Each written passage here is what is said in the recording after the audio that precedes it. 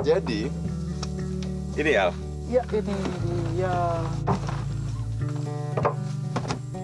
Tadi banyak banget di sepanjang jalan aku lihat-lihat. Wah, banyak yang gantung-gantung nih. Kalau misalnya jatuh nih, dia akan tumbuh lagi. Oh, ini kayak bibitnya. Bibitnya nih. Jadi kalau jatuh dia bisa jadi pohon lagi gitu. Iya.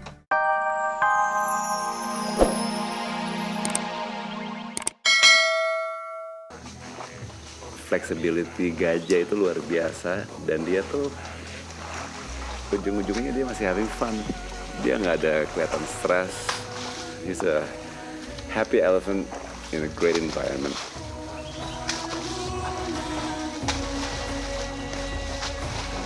Ya, harapan kami untuk hutan di Tangkahan, khususnya di Resort Tangkahan ini, di Taman Nasional Gunung Loser, kedepannya semakin lestari dan terjaga.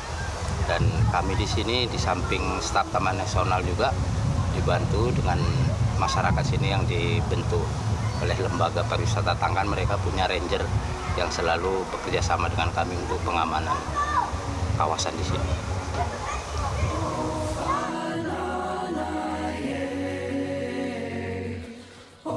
Indonesia Authentic Places, kita selalu explore dan menjaga Indonesia.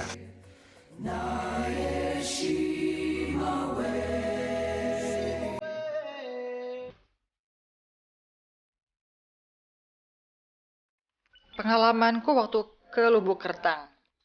Oh, ternyata di sebelah kiri dan kanan itu adalah hutan sawit, perkebunan sawit. Dan sempat bingung juga sih. Hah, emangnya bakalan ada ya hutan mangrove dekat dengan perkebunan sawit? Dan ternyata setelah makin kita masuk ke dalam, ketemu gerbangnya dan benar. Di sana mereka udah mengembangkan dengan sangat serius wisata hutan mangrove.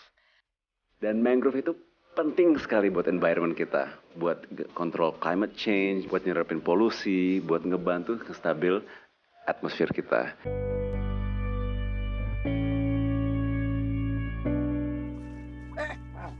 Lihat. Itu ikan apa sih namanya? Iya, makanya. Glodok. Gak tau, glodok ya kalau bahasa lokalnya ya? Ikan glodok, nggak tahu nama sainsnya, tapi di sini nama glodok dan itu amphibious, jadi dia bisa hidup di air dan di darat juga. Ya? Lihat dia baru manjat pohon. Masa ikan bisa manjat pohon? Pegangan lagi, pegangan kenceng dia. Wow. Oke Al, kita lagi di hutan mangrove. Di mana? Di Lubuk Kertang, Desa Lubuk Kertang. Desa Lubuk Kertang, sekitar 4 jam dari Medan. Ini udah seperti taman nasional ya, yang ya kawasan mangrove. Jadi tempat wisata juga ya. Tapi ini keren banget loh. Ini udah disiapin tempat jalan untuk pariwisata dan Nongkrong. jaga sampah, banyak tempat-tempat sampah dan ya senang aja lihat lokal sendiri melindungi. Ya, mereka udah sadar akan manfaatnya mangrove gitu ya. Yeah, it's so nice. Wah ini dia. Pak Iskandar, ranger yang mau ajak kita jalan-jalan. Oke. Apa kabar? Senang berjumpa. Iya. Halo, Pak. Senang berjumpa. Selamat datang. Halo. Ya, Habis. ini ketua lembaga kelompok pecinta mangrove di Lubuk Kertang, Kabupaten Oke. Langkat. Nanti kita banyak belajar dari kalian kita berdua. bisa sambil keliling melihat mangrove yang ada. Ayo. Ayo, ngomong dulu jelas. Oh ya, ini juga kerajinan tangan masyarakat setempat. Bagaimana masyarakat mengelola limbah yang ada itu menjadi sesuatu yang bermanfaat bagi wisata. Sehingga ini juga bisa bernilai ekonomi bagi masyarakat. Jadi selain jadi Biasa, sampah ya? bisa ada tahap kedua untuk sampahnya. Jadi bisa Iya. jadi dibuatin seni ya. Ya, benar sekali. Ada nilai seninya. Oke. Ayo kita Kita kapal ini. Ya, kita naik perahu.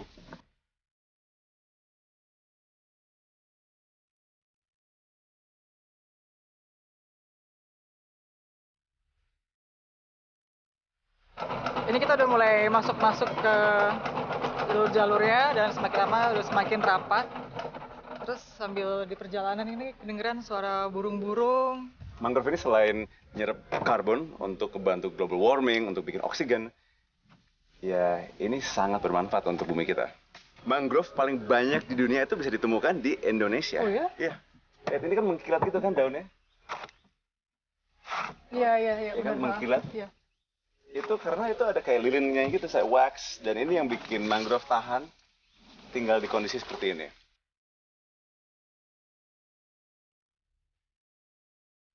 Menarik karena ya masyarakat ini udah bersadar ya ini harus dijaga dan ini spesies penting. Dan apalagi dibantu sama ranger, sama ketua-ketua yang menjaga daerah sini. Senang deh liatnya.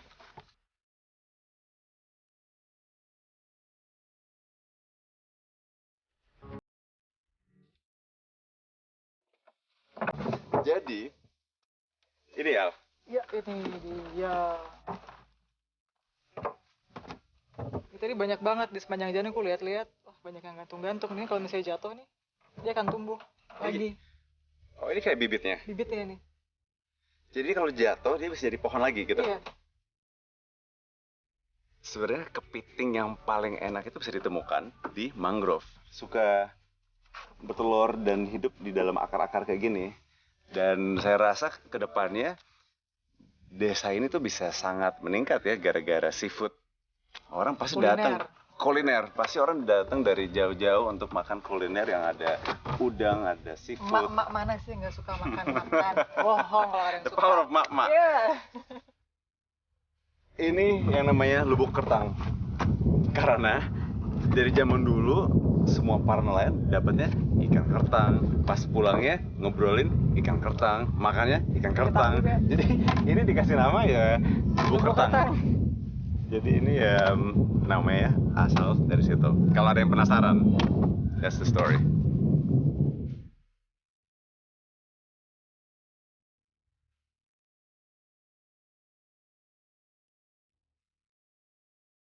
Ya, setelah kita dari hutan, kita pergi untuk lihat culture-nya Sumatera Utara.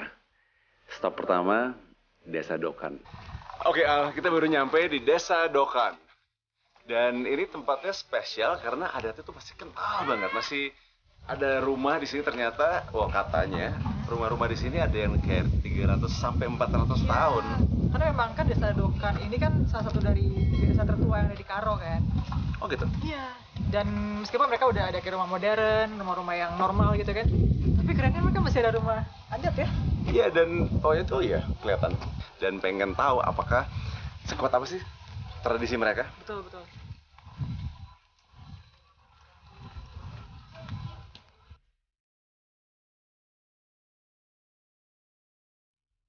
Di rumah ini tidak pakai bidan.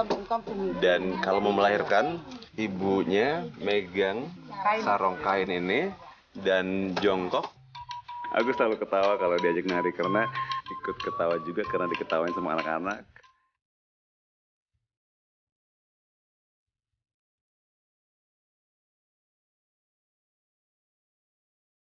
Dari hutan kita pergi untuk lihat culture-nya Sumatera Utara. Stop pertama, Desa Dokan. Yang waktu saya baru masuk situ jujur, saya nggak lihat sesuatu yang terlalu menarik. Bukannya nggak terlalu menarik, tapi nggak terlalu beda dengan desa-desa lain.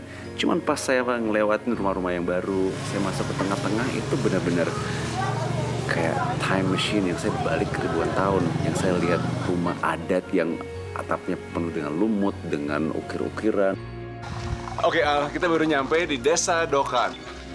Dan ini tempatnya spesial karena adatnya tuh masih kental banget. Masih ada rumah di sini ternyata, katanya rumah-rumah di sini ada yang kayak 300 sampai 400 tahun. Karena memang kan Desa Dokan ini kan salah satu dari desa tertua yang ada di Karo kan. Oh gitu? Iya. Dan meskipun mereka udah ada kayak rumah modern, rumah-rumah yang normal gitu kan, tapi kerennya mereka masih ada rumah adat ya. Iya, dan itu ya kelihatan. Dan pengen tahu apakah sekuat apa sih tradisi mereka. Betul, betul.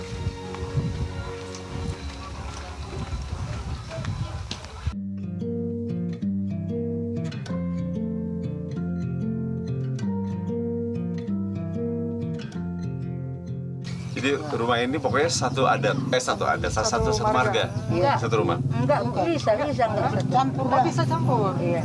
Pas kita masuk ke dalam, di dalam itu ada rumah tua, ada rumah kuno banget yang berkarakteristik yang itu kelihatan rumahnya udah ratusan tahun ada di situ. Terus mulai melihat ruangan-ruangannya, ini tempat untuk tidur, tempat untuk masak juga, dan mereka itu punya penyimpanan kayu dan bahan makanan tuh di atas. Ada tangganya untuk menuju ke atas. Nah ternyata tangga itu gunanya nggak cuma untuk sebagai akses kita menuju ke atas, tapi seorang ibu yang mau melahirkan juga menggunakan tangga itu. Dengan berpegangan di tangga, dikasih kain yang diikat, kemudian sang ibu boleh memegang kain itu supaya nggak susah untuk bertahan. Dengan posisi jongkok, dia akan berusaha untuk melahirkan anaknya. Baru dijelaskan, Jadi dibersihkan. di rumah ini tidak pakai bidan. Dan kalau mau melahirkan, ibunya megang sarung kain ini dan jongkok dan ya melahirkan. Yang itu cara adatnya di sini.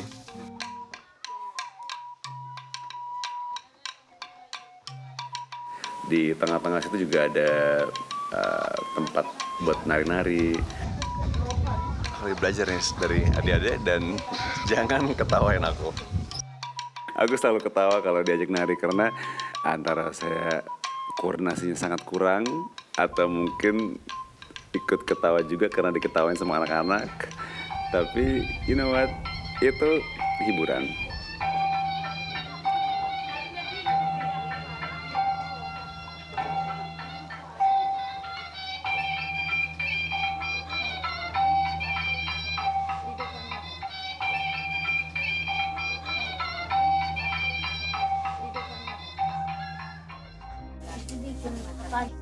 Jadi mereka tuh ternyata juga punya makanan khas yang hanya dibikin 1 tahun sekali pada saat pesta tahunan. Namanya Cimpa Unung-Unung. Tapi berarti makanan ini nggak dijual sembarang ya? Harus bikin khusus ya? Iya.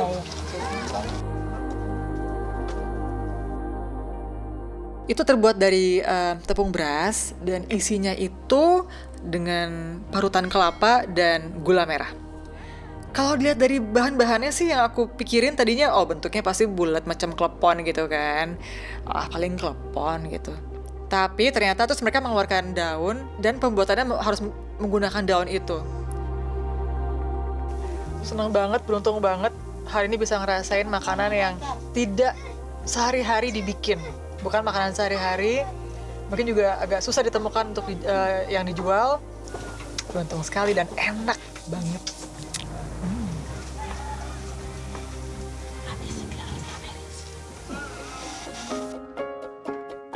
Oke, kita baru spend beberapa jam di Desa Dokan. Sebenarnya singkat banget ya, tapi kita disambutin dengan nari-nari, ngomong sama ketua adat sini, mama tadi. Eating. Menarik. Ya, karena yang dipentingin adalah adatnya. Kalau mereka pulang ke sini, jangan lupa tuh adat. Jangan lupa tuh mereka tuh dari mana, marganya, ya. Iya, benar. Semoga tetap seperti ini ya ke depannya. Betul, Seperti betul. harapan eating-eating cantik tadi. Exactly, dan dengan acara kita Authentic Places, kita selalu explore dan jaga Indonesia.